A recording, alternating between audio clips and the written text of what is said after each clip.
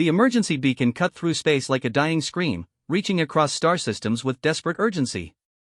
Admiral Kefvar of the Galactic Defense Coalition pressed his scaled hands against the command console, watching the holographic display show entire sectors going dark.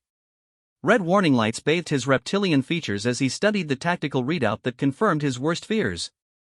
"How many worlds have fallen?" he asked, his voice barely containing the panic that gripped his hearts. 17 systems in the past solar cycle, reported Commander Zixaw, her insectoid mandibles clicking nervously. "The Void Hunters are moving faster than our projections indicated. At this rate, they'll reach the core worlds within 10 cycles." The bridge of the Coalition flagship Eternal Vigilance buzzed with desperate activity. Officers from dozens of species worked frantically at their stations, coordinating evacuation efforts and trying to organize some form of defense against an enemy that had already proven unstoppable. The Void Hunters had emerged from the dark space between galaxies like a plague of living shadows, consuming entire civilizations and leaving nothing but empty worlds in their wake. Kefvar had commanded fleets for over 2 centuries. He had fought in the border wars, survived the Crystal Plague, and negotiated peace between hostile empires. But nothing in his experience had prepared him for this. The Void Hunters weren't just conquerors, they were devourers. They didn't want territory or resources. They wanted to unmake everything that lived. "Status report from the 4th Fleet," he demanded. "Lost contact 6 hours ago," came the grim response from the communications officer. "Last transmission indicated they were engaging a hunter swarm near Belgrix Prime. No survivors expected." The Admiral's claws scraped against the metal console. The 4th Fleet had been one of their strongest formations, 800 ships crewed by the finest warriors from 30 different worlds. Gone in a matter of hours. "Sir," called out Navigation Officer Threx, his blue-skinned face pale with worry, "we're receiving a priority transmission from the Council chambers on Nexus Prime." "Put it through." The holographic display shimmered, revealing the emergency session of the Galactic Council. Representatives from every major civilization sat in their respective pods, their faces showing various expressions of fear, anger, and desperation. At the center, Chancellor Mordun of the Eltharian Republic stood with his ceremonial robes disheveled and his usually perfect demeanor cracked.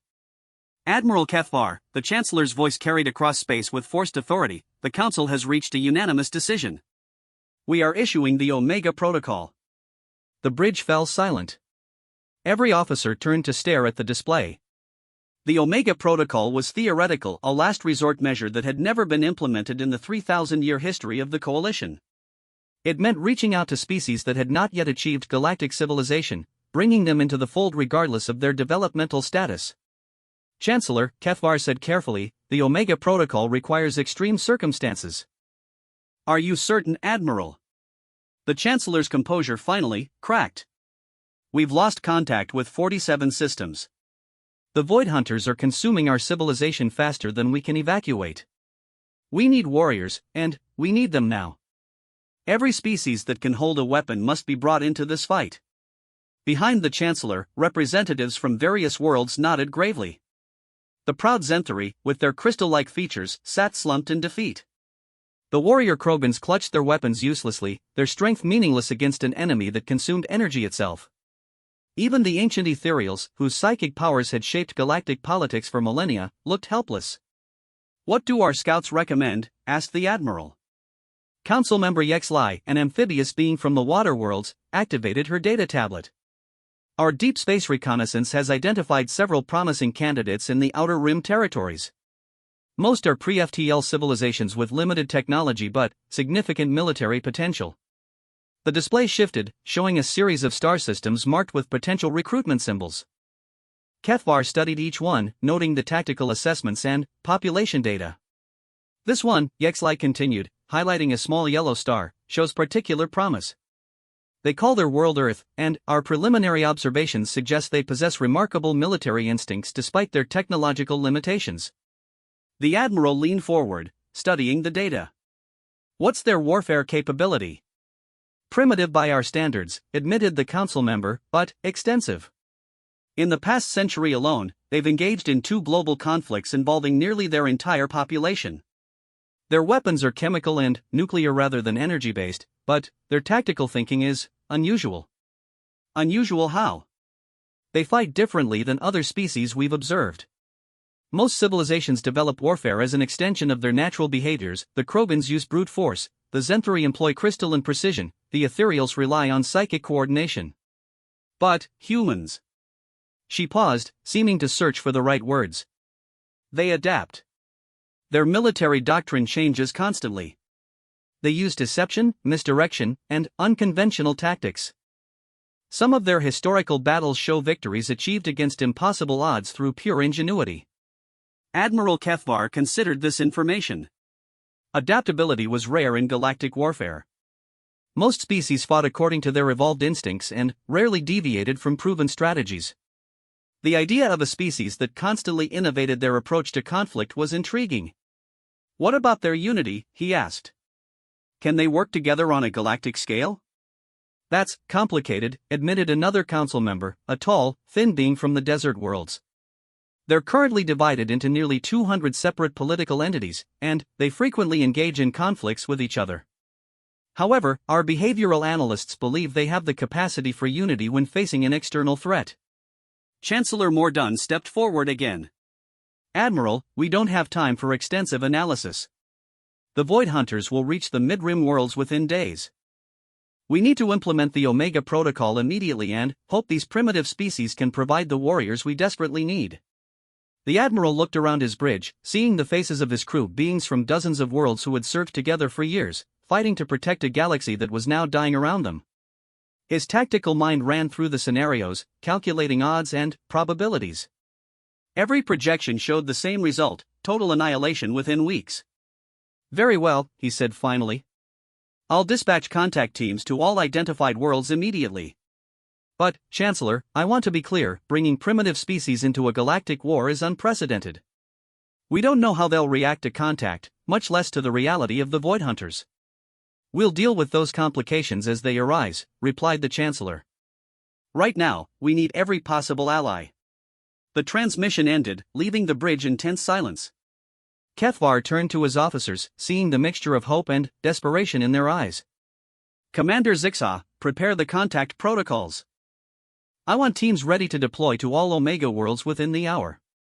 Sir, interrupted Communications Officer Veltar, we're receiving urgent reports from the outer sectors. The Void Hunters have accelerated their advance. They've completely consumed the Kellian system and are moving toward the trade routes. The Admiral's blood ran cold. The Kellians had been one of the most advanced species in the galaxy, their bioorganic technology capable of regenerating entire fleets in days. If the Void Hunters had consumed them completely, how long until they reached the next inhabited system? At their current rate, 18 hours, sir. Kefvar closed his eyes, feeling the weight of galactic civilization pressing down on his shoulders. 18 hours. They had 18 hours to find warriors capable of fighting an enemy that had devoured the greatest military powers in known space. Prep the fastest ships we have, he ordered. I want contact teams en route to every Omega world immediately.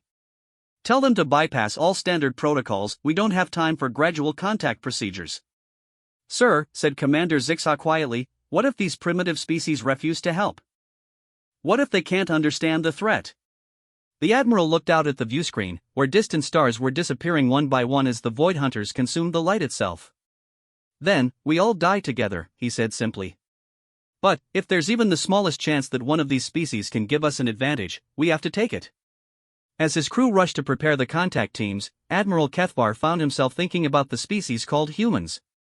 According to the reports, they had never encountered life beyond their own world. In a matter of hours, they would learn they weren't alone in the universe and that the universe was ending. The first contact team launched toward Earth's solar system as the last transmission from the Kellian homeworld went silent forever. Across the galaxy, similar teams raced toward other primitive worlds, carrying the desperate hope that somewhere among the pre-FTL civilizations, they might find the warriors that could save them all. Time was running out, and the galaxy's final gamble was about to begin. General Sarah Mitchell had been enjoying her first quiet morning in 3 months when her secure phone started screaming.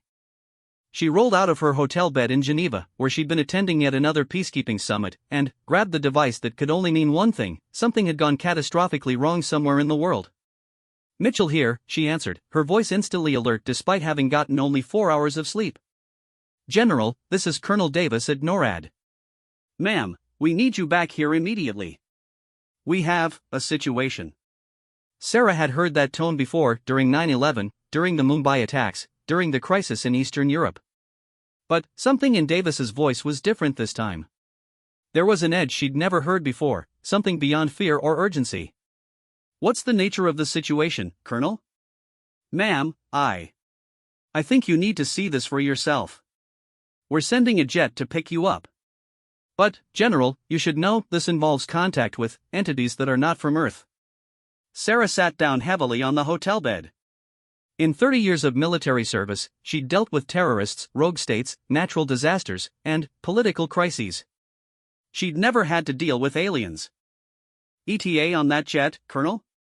20 minutes, ma'am. 2 hours later, Sarah was deep inside Cheyenne Mountain, staring at a massive display screen that showed something impossible. Above Earth's atmosphere, clearly visible to every satellite and telescope pointed skyward, hung a ship that dwarfed anything humanity had ever built. It was elegant and alien, its hull seeming to shift color in the sunlight like oil on water. When did this appear? She asked Admiral Reynolds, who looked like he'd aged 10 years in the past few hours. 18 minutes ago, replied Dr. Elena Vasquez from NASA, her hands shaking as she held her tablet. It just materialized. No approach vector, no heat signature building up, 1 second empty space, the next second it was there. Have they attempted communication? That's the thing, General, said Colonel Davis, pulling up another display. They're transmitting on every frequency we monitor, in perfect English. No learning curve, no translation errors. They speak like they've been studying us for years. Sarah felt a chill run down her spine. What are they saying? A new voice filled the command center, coming from the ship above. The accent was unplaceable, the tone urgent but controlled. People of Earth, this is Captain Raynara of the Galactic Defense Coalition vessel Swift Purpose. We come with information that will change your understanding of existence itself. Your world is in immediate danger, but, more than that, your galaxy is dying. The command center fell silent. Sarah looked around at her colleagues, people who'd spent their careers preparing for every possible threat to Earth, and saw the same expression on every face, complete bewilderment. I need a direct line to the President, Sarah said quietly. Already connected, General, came President Harrison's voice through the secure channel. I'm watching this from the Situation Room. What's your assessment? Sarah stared at the alien ship, her military mind trying to process scenarios that had no precedent in human experience. Sir, if this is real, and all our sensors confirm it is, then we're dealing with something completely outside our operational parameters. I recommend we listen to what they have to say. Agreed. Dr. Vasquez, open a channel. Channel open, sir. This is President Harrison of the United States of America, speaking for the people of Earth. We're listening. The response came immediately. President Harrison, thank you for responding. I am Captain Raynara. I must be direct, we have less than 16 hours before an enemy force arrives in your solar system. They are called the Void Hunters, and they have already consumed 49 civilizations. Earth is their next target. In the background of the transmission, Sarah could hear what sounded like alarms and urgent conversations in languages that definitely weren't human. Captain, the President continued, why should we believe you? And, why are you here? Because humanity possesses something our dying galaxy desperately needs, warriors who think differently than any species we've encountered. Your people fight with creativity and adaptability that could give us an advantage against an enemy that has defeated every conventional military force. General Mitchell stepped forward. Captain Raynara, this is General Mitchell, U.S. Army. What exactly are you asking of us? General, I'm asking for volunteers to join a galactic war. I'm asking your species to help us save not just Earth, but every living world in this galaxy. In return, we'll provide technology and training that will advance your civilization by centuries. The command center erupted in confused voices as officers and scientists tried to process what they just heard. Sarah raised her hand for silence, her mind racing through the implications. What can you tell us about these Void Hunters? She asked. The transmission paused, and, when Captain Raynara spoke again, her voice carried a weight that made everyone in the room pay attention. They are unlike anything you faced. They don't want territory or resources, they consume life itself. They turn living beings into extensions of their collective consciousness, and they devour the energy that powers stars. Every world they touch becomes a dead zone where nothing can exist.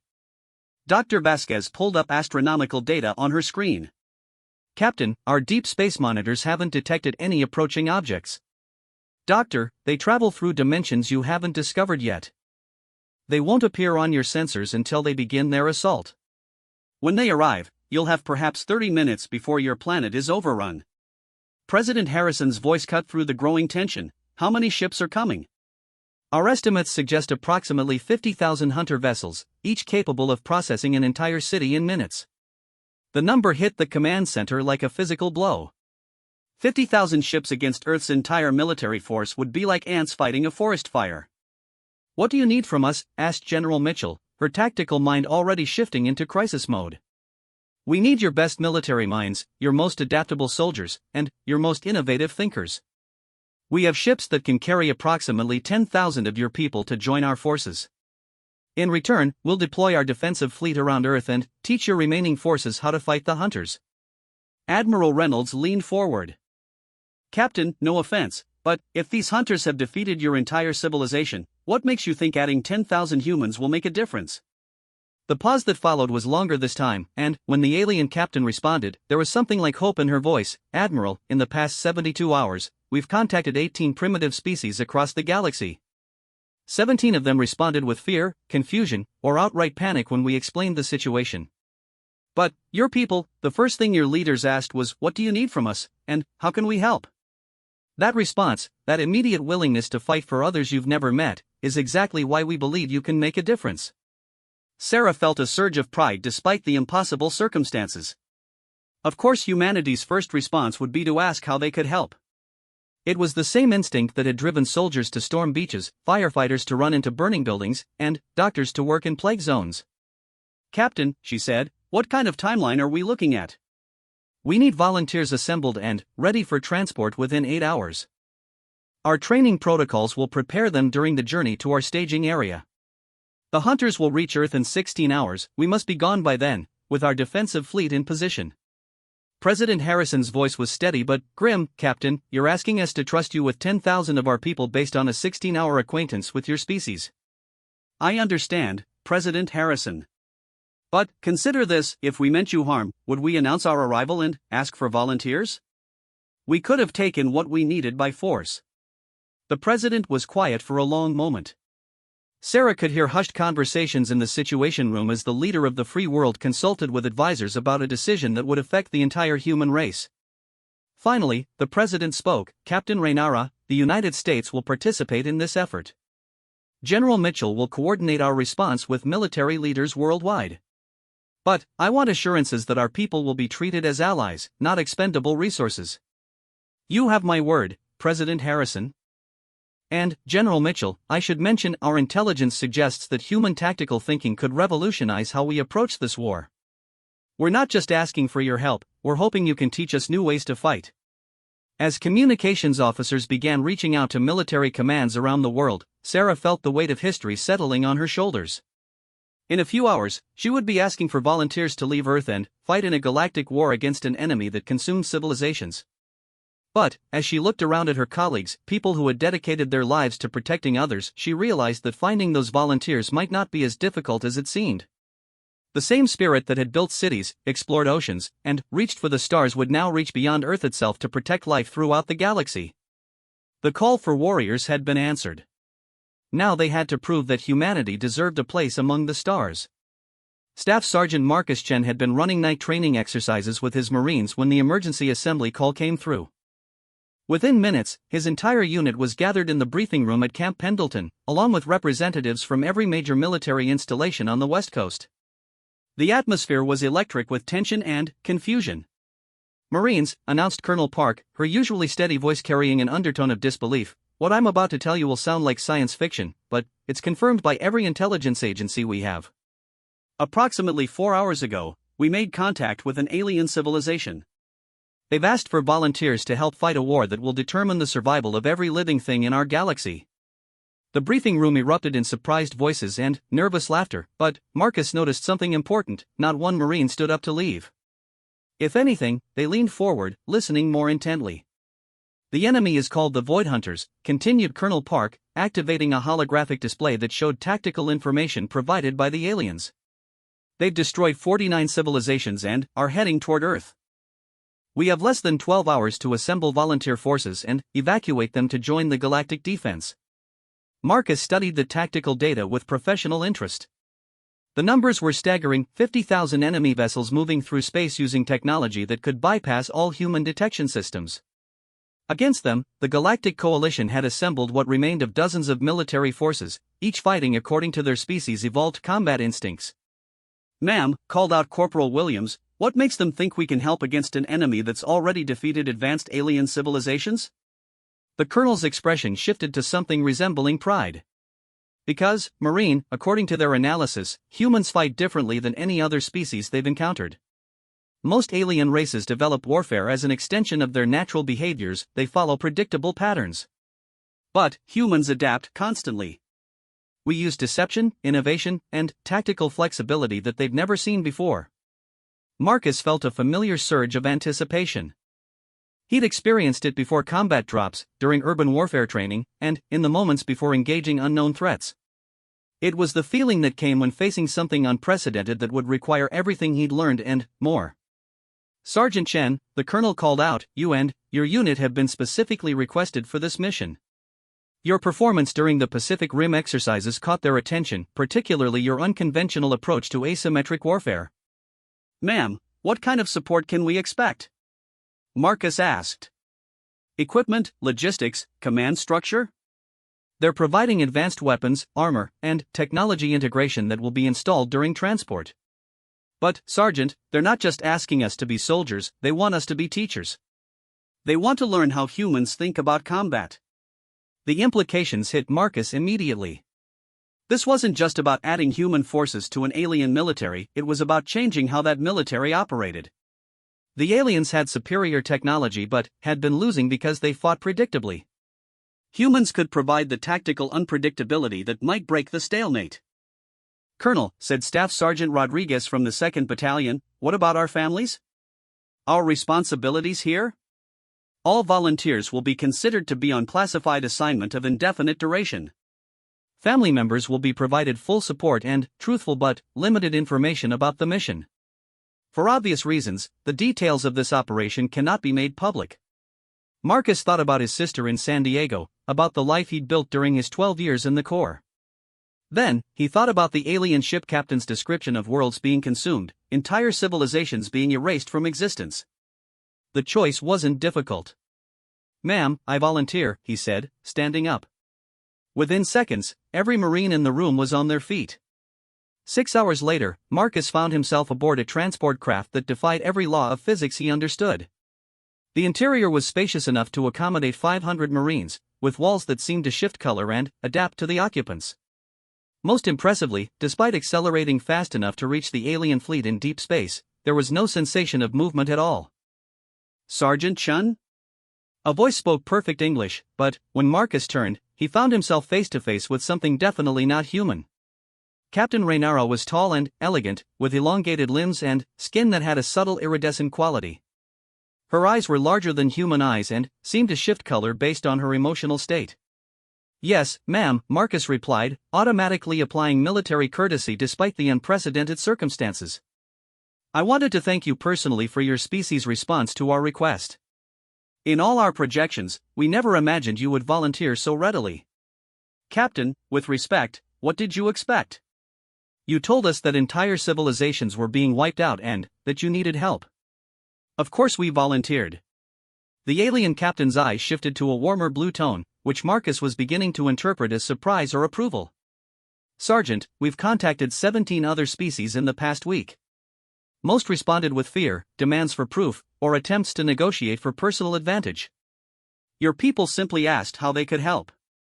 Marcus considered this as they walked toward the training area.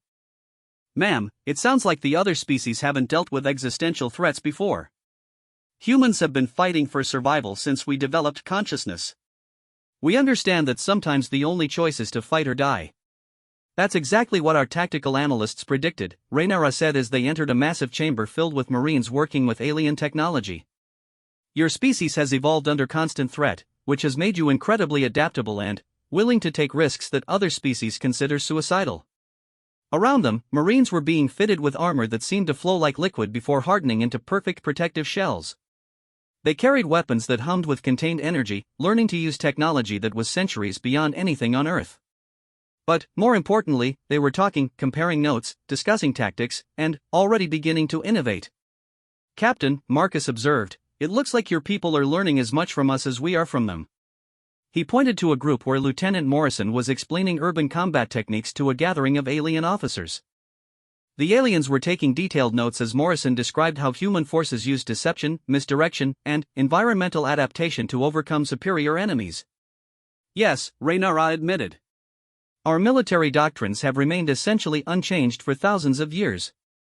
Each species fights according to their evolved instincts. The Krogans use overwhelming force, the Zenthari employ mathematical precision, the Ethereals coordinate through psychic links. But, your people." She gestured toward a training session where Marines were demonstrating improvised explosive devices using alien technology in ways the designers had never intended. "We break things that aren't supposed to be broken and use them in ways they weren't meant to be used," Marcus finished with a slight smile. "Exactly. And that unpredictability might be exactly what we need against the Void Hunters." As they watched, Corporal Williams was explaining to a group of alien engineers how Marines had historically modified equipment in the field, turning defensive tools into offensive weapons and vice versa. The engineers looked simultaneously fascinated and horrified at the casual way humans approached technology. "Sergeant," Captain Raynara said quietly, "I need to be honest with you about something. The odds of success in this mission are not encouraging. The Void Hunters have advantages we don't fully understand. They adapt quickly to conventional tactics, they have numerical superiority, and they fight with a coordination that borders on telepathic." Marcus nodded thoughtfully. "Ma'am, in my experience, when the odds are impossible and the enemy seems unbeatable, that's when unconventional tactics become most important.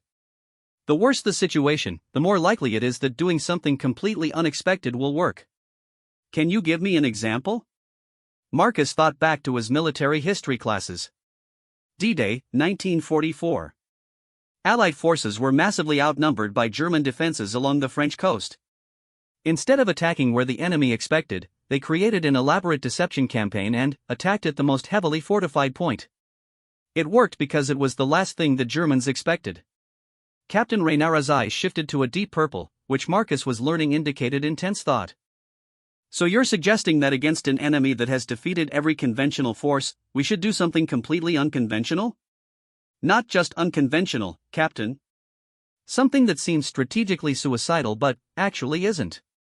Marcus watched as his Marines continued to innovate with alien technology, turning defensive shields into improvised weapons and figuring out ways to jury-rig systems for purposes their designers never intended.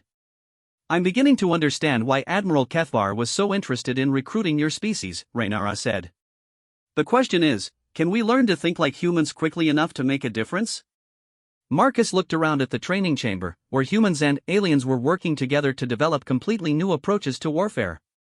Marines were teaching aliens how to think tactically, while aliens were showing humans how to use technology that could reshape reality.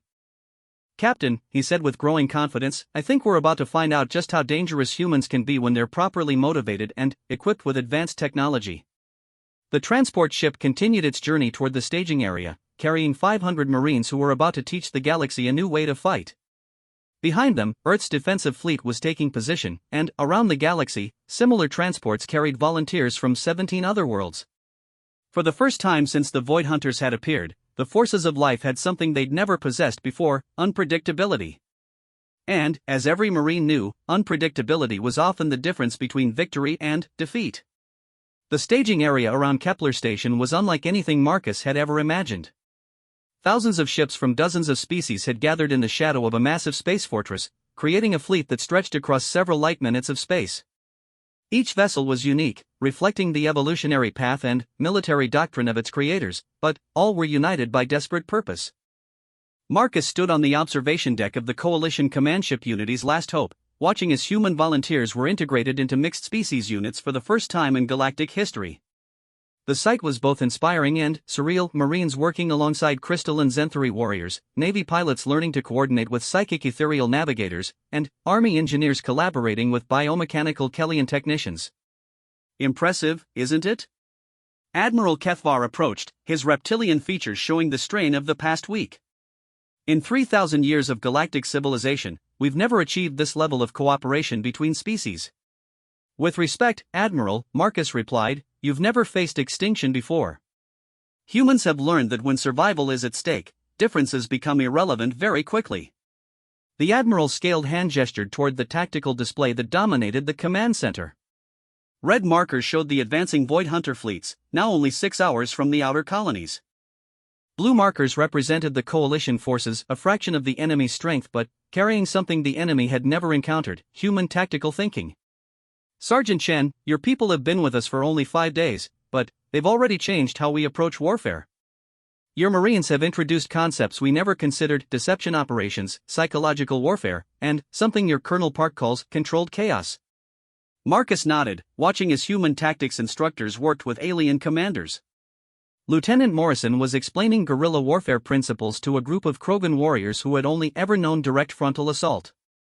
Nearby, Staff Sergeant Rodriguez was demonstrating improvised explosives to Zen-3 engineers who had spent centuries perfecting precise, predictable weapons. Admiral, how are the other species adapting to our methods? That's complicated, Kethvar admitted. The younger officers are embracing human tactical flexibility with enthusiasm. But some of our senior commanders are struggling with concepts that contradict millennia of military tradition. What kind of resistance are we facing? The Admiral pulled up a communication from one of his fleet commanders. General Fexvar of the 4th Centauri Fleet sent this message an hour ago: these human tactics are chaotic and unpredictable. How can we coordinate fleet movements when we don't know what our own forces will do? He's not wrong, your people's approach to warfare is fundamentally different from anything we've developed. Marcus considered this challenge. Human military success had always depended on adaptability and improvisation, but those same qualities could make coordination difficult in large-scale operations. Admiral, what if we used our unpredictability as a weapon itself? Instead of trying to make human tactics fit into your existing command structure, what if we designed operations specifically around chaos and misdirection? Before Kethvar could respond, alarms began sounding throughout the command center. Officers from multiple species rushed to their stations as tactical displays updated with new information. Contact, called out the sensor operator, a tall, thin being from the desert worlds. Void Hunter scouts have entered the Kepler system perimeter. 3 ships, moving on intercept course. How long until main fleet arrival? Demanded Admiral Kethvar. Based on their advanced scouts' position, 4 hours, sir. The command center fell into organized chaos as coalition forces prepared for battle. Marcus watched alien commanders implement strategies they'd developed over centuries of warfare: precise formations, coordinated fire patterns, and methodical engagement protocols. Admiral, Marcus said quietly, this is exactly what they're expecting. What do you mean, Sergeant? The Void Hunters have defeated every coalition force using these same tactics. They know how you fight because you fight the same way every time. But they've never faced humans before. Admiral Kethvar studied the tactical display, where coalition ships were moving into traditional battle formations. What are you suggesting? Let us handle the scouts.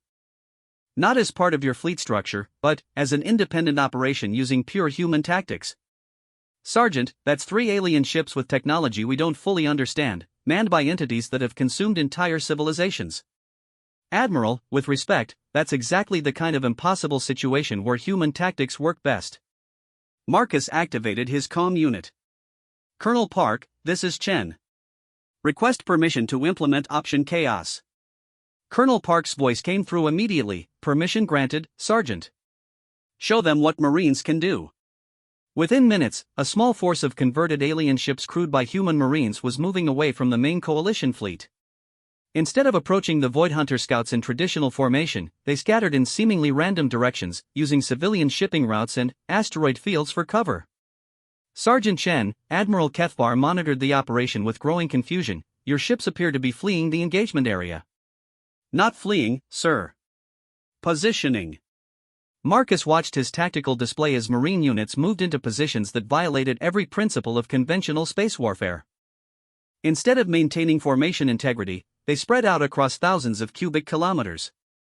Instead of coordinating their approach, each unit acted independently with only minimal communication. Admiral, called out the sensor operator, the Void Hunter scouts are pursuing the human vessels, but their formation is breaking down. They seem confused by the lack of coordinated response. On the main display, the three massive Void Hunter ships were indeed separating as they chased different human units. Their precise, coordinated movement, which had been devastating against traditional coalition forces, was being disrupted by targets that refused to behave predictably. Now, Marcus said quietly into his comm across space, 5 separate human units executed simultaneous attacks that came from impossible angles. Marines had hidden ships in asteroid shadows, behind gas giant moons, and within the exhaust plumes of industrial facilities. They struck the Void Hunter scouts from directions that conventional space combat doctrine considered impossible. But, more importantly, each attack was different. One unit used modified mining charges to create a debris field that disrupted enemy sensors. Another employed a tactic borrowed from submarine warfare, hiding in the sensor shadow of a larger ship before emerging to fire at point-blank range. A third unit had jury-rigged their engines to create a false heat signature, making the enemy think they were retreating while actually maneuvering for a flanking attack. "Impossible," whispered the Zenthari tactical officer. "How are they coordinating without central command?" "They're not," Marcus replied. "Each unit is operating independently, making decisions based on local conditions and opportunities. That's what makes it unpredictable." The first Void Hunter scout exploded in a brilliant flash of energy as concentrated fire from 3 different angles overwhelmed its defenses. The second scout, trying to pursue what it thought was a fleeing human ship, flew directly into a trap where 4 Marine units were waiting in ambush. The third scout, realizing it was outmatched, attempted to retreat and transmit intelligence back to the main fleet. "Don't let it escape," Admiral Kethvar ordered. "Already handled, sir," Marcus replied calmly. The retreating scout ran directly into a minefield that hadn't existed 5 minutes earlier. Marines had used their ship's industrial fabricators to create improvised explosive devices and deployed them along the most logical escape route. It was a tactic that required predicting enemy behavior while ensuring your own forces remained unpredictable. 3 scouts destroyed, no coalition casualties, reported the sensor operator, his voice showing amazement. "Admiral, they eliminated an enemy force that our projections indicated would cause significant damage to our fleet." Admiral Kethvar stared at the tactical display, where human ships were already scattering to new positions rather than maintaining their successful formations. "Sergeant Chen, how did your people know the enemy would react that way?" "We didn't, sir. That's the point. We prepared for multiple contingencies and remained flexible enough to adapt when the enemy showed us their patterns." The Admiral's claws drummed against his console as he processed what he'd witnessed. "These Void Hunters have defeated our best tactical minds, our most advanced fleets, our greatest warriors. But a small force of humans just made them look incompetent." "Not incompetent, Admiral. Predictable. They fight according to logical patterns, just like your previous forces did. But humans learned long ago that logic is just one tool among many. Sometimes the illogical choice is the right choice." Before the Admiral could respond, new contacts appeared on the long-range sensors. The main Void Hunter fleet was emerging from hyperspace, thousands upon thousands of ships arranged in perfect geometric formations that spoke of absolute coordination and overwhelming force. "Admiral," the sensor operator reported grimly, "enemy fleet composition is extensive. We're detecting 47,000 individual vessels, ranging from scout ships to battle stations the size of moons." The coalition fleet, impressive as it had seemed just minutes before, suddenly looked pitiful by comparison. Even with ships from dozens of species and the most advanced technology the galaxy could provide, they were outnumbered nearly 10 to 1. "Admiral," Marcus said, studying the enemy formation, "I need to ask you something important. Are you willing to trust human tactical judgment completely, even when it seems to contradict everything your military experience tells you?" Kethvar looked at the impossible odds on his tactical display, then at the human sergeant who had just eliminated 3 enemy scouts with casualties that should have destroyed half his fleet. "Sergeant Chen, at this point, human tactical judgment is the only advantage we have. What do you recommend?" Marcus smiled, the expression carrying the confidence of a warrior who had faced impossible odds before. "Admiral, I recommend we do something so strategically insane that the enemy will never see it coming." As the Void Hunter fleet approached in perfect formation, the coalition forces began moving in patterns that violated every principle of space warfare. Ships scattered in seemingly random directions, abandoned defensive positions, and appeared to flee in panic. But, hidden within the chaos was a plan that only humans could have conceived, a plan that would turn the enemy's greatest strength into their most critical weakness. The Void Hunter fleet entered the Kepler system like a plague of living darkness, their ships moving in perfect synchronization that spoke of a collective intelligence beyond individual thought. Each vessel pulsed with the same rhythm, turned with the same precision, and advanced with the inevitable certainty of death itself. Admiral Kethvar watched from the Bridge of Unity's last hope as his sensors tried to make sense of what they were facing. The enemy formation was mathematically perfect, a sphere of destruction that could deliver overwhelming firepower to any target while maintaining absolute defensive coverage. It was the kind of tactical perfection that coalition forces had been trying to achieve for millennia. "Admiral," reported the sensor operator, "enemy fleet is maintaining formation depth of 15 kilometers with weapon range overlap exceeding 90%. They're advancing on multiple vectors simultaneously, making traditional flanking maneuvers impossible. Time to contact? 17 minutes, sir." Kethvar looked around his bridge, seeing the faces of officers from a dozen different species, all united in the knowledge that they were about to face an enemy that had never been defeated. But, scattered throughout his traditional crew were humans, marines, pilots, and tactical advisors who were studying the approaching fleet with expressions of professional interest rather than fear. "Sergeant Chen," the Admiral called out, "your assessment?" Marcus was bent over a tactical display with Colonel Park and 3 other human commanders, sketching out attack patterns that looked like complete chaos to alien eyes. "Admiral, they're fighting exactly like we expected, perfect coordination, mathematical precision, overwhelming force concentration. They're everything a conventional military strategist would want in a fleet." "That sounds like an advantage for them, Sergeant." "Not if you know how to exploit perfection, sir." Marcus straightened up and activated the main tactical display. Instead of showing the traditional battle formations that coalition forces had used for thousands of years, the screen filled with movement patterns that resembled a three-dimensional storm more than a military operation. "Ladies and gentlemen," Colonel Park announced to the Mixed Species Command Staff, "you're about to witness something that has never been attempted in galactic warfare, a deliberately chaotic battle plan designed to defeat perfect coordination." The Zen-3 tactical officer, her crystalline features reflecting confusion and concern, spoke up, "Colonel, these movement patterns have no mathematical basis. How can we coordinate attacks when our own forces are moving randomly?" "That's just it," replied Lieutenant Morrison, who had been working with alien commanders for the past week. "We're not coordinating in the traditional sense. Each unit has general objectives but complete freedom to achieve them, however local conditions require." Admiral Kethvar studied the human plan with growing bewilderment. "Sergeant Chen, this appears to be organized chaos. How can chaos defeat precision?" Marcus smiled, the expression carrying the confidence of someone who had trained for impossible situations his entire career. "Admiral, humans have a saying, no plan survives contact with the enemy. We've built our entire military philosophy around that principle. We expect our plans to change, so we prepare our forces to adapt." "But, the Void Hunters adapt too," protested the Krogan commander. "They've modified their tactics to counter every strategy we've used." "They adapt to counter organized strategies," Colonel Park corrected. "But, you can't counter something that has no pattern to analyze." The countdown to contact continued, but, instead of moving into traditional battle formations, the coalition fleet began implementing the human strategy. Ships scattered in directions that seemed to follow no tactical logic.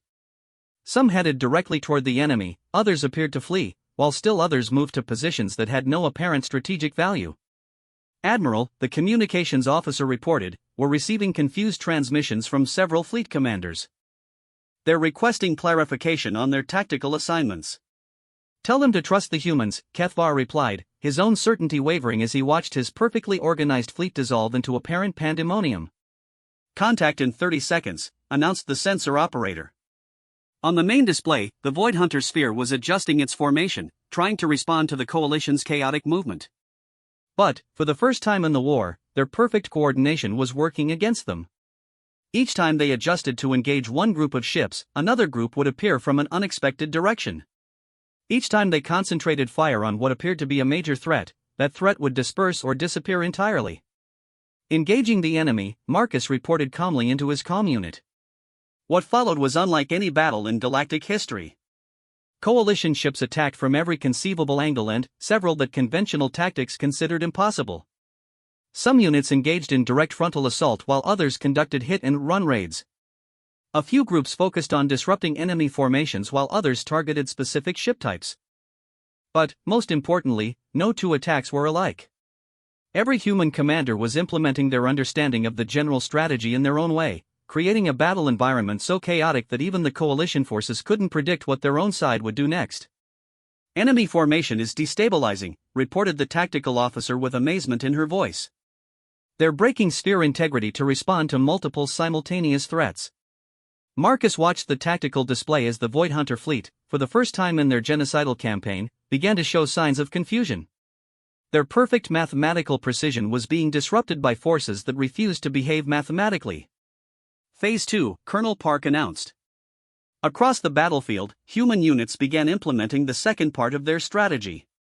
Groups that had been conducting seemingly random attacks suddenly coordinated their efforts, concentrating overwhelming force against specific enemy ships that had been isolated by the chaos. But, as soon as those targets were destroyed, the units would scatter again, refusing to maintain any predictable pattern. "Impossible," whispered the ethereal psychic advisor. "They're achieving tactical coordination without psychic links or central command. How are they synchronizing their attacks?" "Training," Marcus replied simply. Human military doctrine emphasizes individual initiative within overall strategic objectives. Every unit commander understands the mission goals and has the authority to achieve them however they think best. The battle raged for hours, but gradually the impossible began to happen. The Void Hunter fleet, which had swept through the galaxy destroying everything in its path, was actually losing ships. Their perfect formations were breaking down under the pressure of fighting an enemy that refused to follow the rules of warfare. "Admiral," the sensor operator called out with excitement, "enemy fleet is attempting to withdraw from the engagement zone." "Pursuing," Marcus announced, but his tactical display showed that even the pursuit was chaotic. Some human units chased retreating enemy ships while others moved to intercept reinforcements. Several groups positioned themselves along likely retreat routes while others focused on rescue operations for damaged coalition vessels. "Sergeant Chen," Admiral Kefvar said quietly, "they're retreating." "The Void Hunters are actually retreating." "Yes, sir." Turns out that perfect coordination becomes a weakness when you're fighting opponents who change their tactics faster than you can analyze them. As the enemy fleet withdrew toward the outer system, leaving behind hundreds of destroyed ships and abandoned positions, the coalition forces regrouped. But even their regrouping followed human principles, flexible formations that could adapt quickly to new threats rather than rigid structures that provided perfect defense against predictable attacks. "Admiral," Colonel Park reported, "preliminary damage assessment shows coalition casualties at 12%, well within acceptable parameters. Enemy casualties appear to be over 30%, with significant disruption to their command structure." Admiral Kefvar stared at the tactical display, trying to comprehend what he had just witnessed. The most powerful enemy force in galactic history had been defeated by a strategy that appeared to have no strategy at all. "Sergeant Chen," he said finally, "how many more battles like this will it take to drive them back?" Marcus considered the question seriously. "Admiral, that depends on how quickly they learn to adapt to human tactics. But I have good news, every time they try to counter our methods, we'll develop new ones. That's what humans do. We don't just adapt to the enemy, we force the enemy to constantly adapt to us." Across the galaxy, similar battles were taking place as human volunteers applied their unique approach to warfare against an enemy that had never faced truly unpredictable opponents. For the first time since the Void Hunters had appeared, the forces of life were winning. The galaxy had called for warriors, and humanity had delivered something more. They had delivered revolution in warfare itself. The perfect enemy had finally met their perfect counter, an imperfect species that turned chaos into their greatest weapon.